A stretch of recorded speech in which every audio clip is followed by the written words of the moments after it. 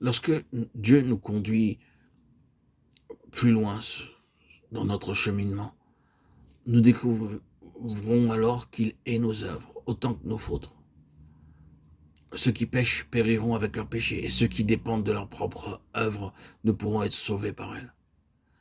Dieu rejette nos œuvres aussi bien que nos péchés.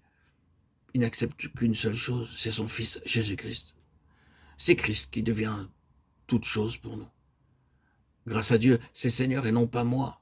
C'est lui qui agit à travers moi, qui vit en moi. Cette personne qui est l'humilité, qui représente l'humilité, qui agit en moi, cette humilité en moi, agissante. Non pas moi essayant d'être humble, mais lui-même étant l'humilité. Non pas moi ne me démenant pour aimer, mais au lieu de cela, lui qui aime en moi, son amour en moi, par lui en tant que personne. Non un acte de ma part d'aimer, mais l'amour exprimé de Christ en moi. Christ ne me donne pas la puissance, car lui-même est la puissance. Oh frères et sœurs, je ne sais pas comment je pourrais mieux exprimer cela. Oh, je désirerais spécialement que ceux qui sont récemment nés de nouveau soient attentifs à mes propos. Bien-aimés, lorsque vous serez délivrés des choses spirituelles, alors seulement et seulement à ce moment précis, vous toucherez le Seigneur. Et il vaut mieux que vous saisissiez cela le plus tôt possible. Autrement, cela deviendra de plus en plus difficile avec le temps. Chers amis, plus il y aura dans votre vie de choses amassées, et plus il vous sera dur d'y voir clair à travers. Oh, combien Dieu se verrait contraint de nous discipliner pour enlever toutes ces choses qui sont en nous, afin que nous puissions recevoir uniquement Christ. Et c'est ce que Dieu ferait sûrement. J'attends le jour où toutes choses, celles qui sont dans les cieux et celles qui sont sur la terre, seront rassemblées en Christ. En ce jour, cette parole de Dieu qui déclare que Christ est tout s'accomplira.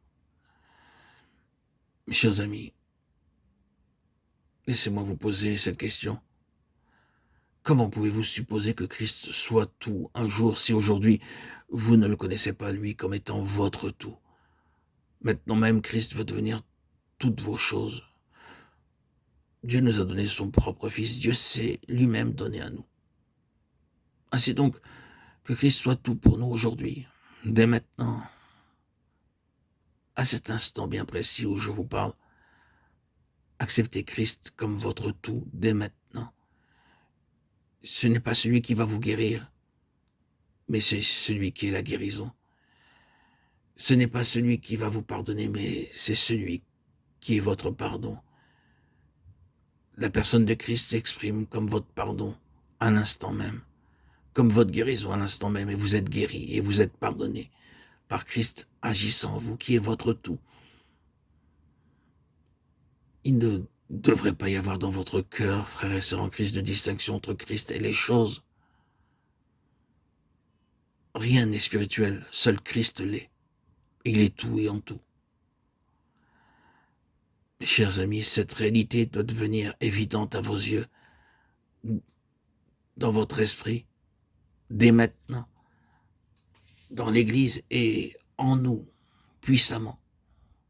Frères et sœurs en Christ, puissions-nous déclarer aujourd'hui, à l'instant T, que Christ est tout ce qu'il est en tous. Tous, il est tout. Et il est en nous tous. À l'instant T. Il est dans sa patience. Il est dans ma gentillesse. Il est dans mon amour. Car il est tout. Et en tous. Christ a vraiment la prééminence sur toute chose. C'est pourquoi, mes chers amis, nous savons que les leçons que nous apprenons aujourd'hui sont en vue de ce jour-là. Que Dieu nous bénisse.